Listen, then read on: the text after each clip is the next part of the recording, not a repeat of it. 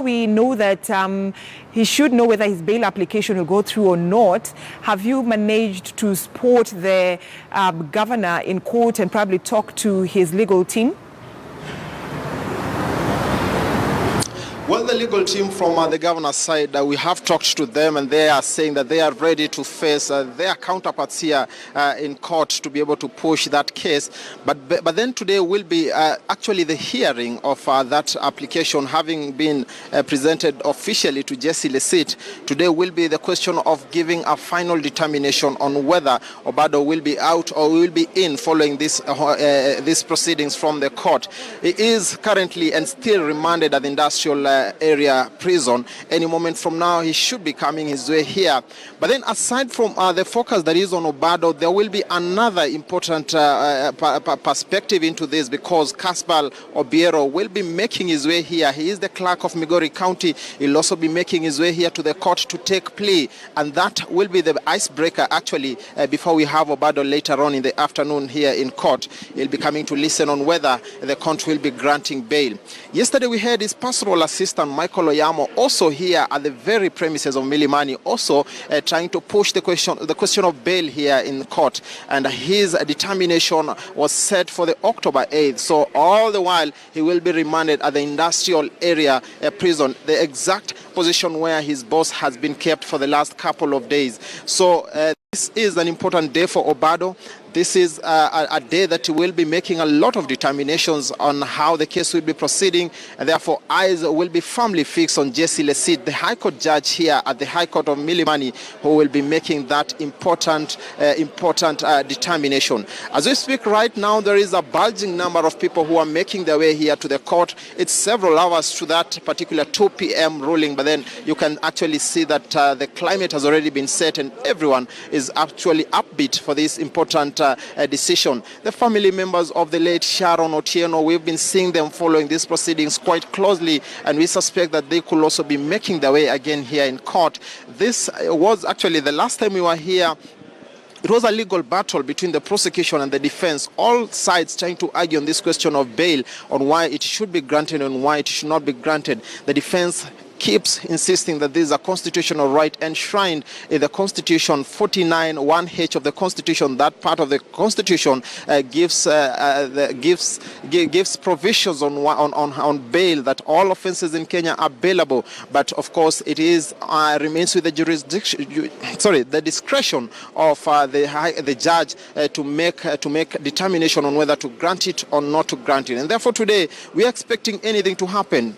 Obado could be granted bail, or it could be denied. Should it be denied, the defense says they're having a plan too. They think that they will be going back to the drawing board to see whether they can do a review of everything and go back to the same High Court and present a fresh case and ask the court that you may have overlooked this and this. That is why we are coming back to you to look afresh at this question of bail.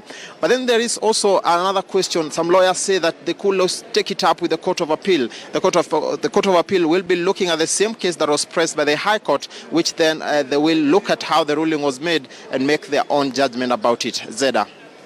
On Tomwa, before I let you go, just to continue following up on what is happening there, I just have two questions for you. One is, of course, the lead counsel of Obado, that is Cliff Ombeta, saying that, of course, Mr. Obado, Governor Obado, remains innocent until proven guilty.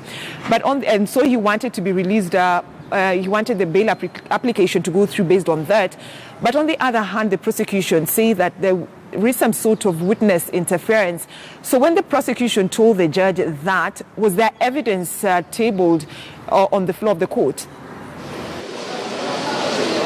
Of course, that is what the defense has been challenging the prosecution all the while they have been in court. I've been telling them, put material evidence before court that there has been interference of witnesses, or there is a likelihood that there can be any interference with the witnesses.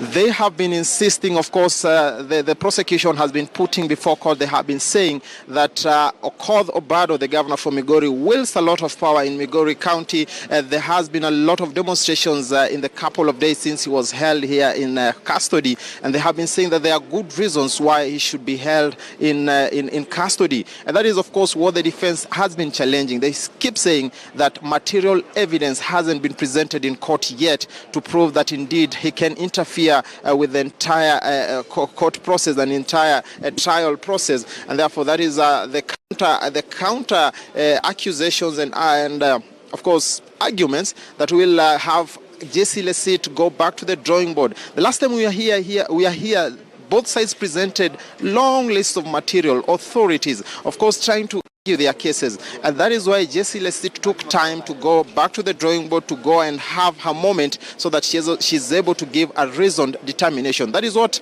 we expect to see today.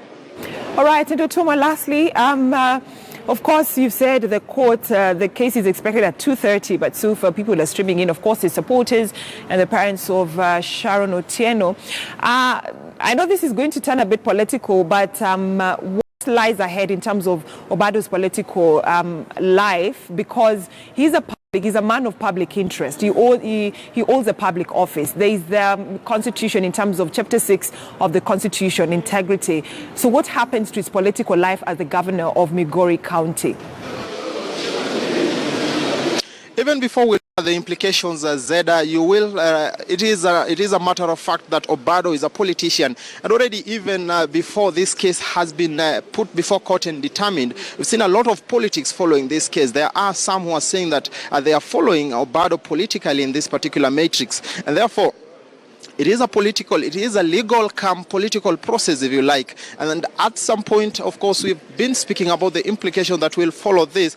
Already, there is a perception that has been built around the Obado man as a politician. And even some lawyers have argued that a political process actually could be initiated even before the end of this trial process and even be able to eject Obado as the governor of Migori. But then, again, that will, of course, be pegged more on what will be transpiring here at the Military Law Courts in terms of knowing whether Obado is guilty or not. But should he be found guilty, of course, one of the biggest implications will be losing his political seat as the governor for Migori. And then again, there will be the question of the hangman news. He may actually be a guest of the hangman also, should the court find that indeed he killed Sharon Otieno.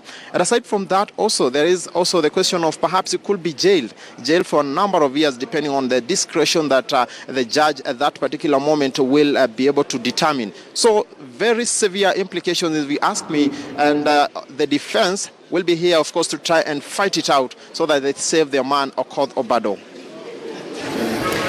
All right, on Tomwa, lastly, I know I'm supposed to let you go to follow up on what's happening in the courts, but lastly, the prosecution led by Muteti had sort of mentioned bringing about the murder of the fetus, the 7-month fetus that Sharon Otieno was carrying during the time of her death. Is there a likelihood that they might bring that charge also? Zeda, very, very huge likelihood, because we saw Muteti saying that the charge sheet, actually, if you look at the charge sheet, it reads Sharon Otieno, the murder of Sharon Otieno. But then there is another life that was involved here, the fetus, the unborn child of the unborn child of Sharon Otieno. And there is a likelihood that once they are done with the first phase of Sharon, they could be pressing fresh charges touching on the unborn baby. That is the baby of Sharon Otieno. So it is quite a complicated matrix, if you ask me, and the lawyers, of course, maybe that's the strategy that the prosecution is trying to employ here. They are trying to try and move this issue in phases. There is even a school of thought that perhaps he could be alive. Perhaps if he is granted bail, he will step out of the court premises and again maybe rearrested afresh, because the new charges touching on their own baby haven't been pressed here in court yet.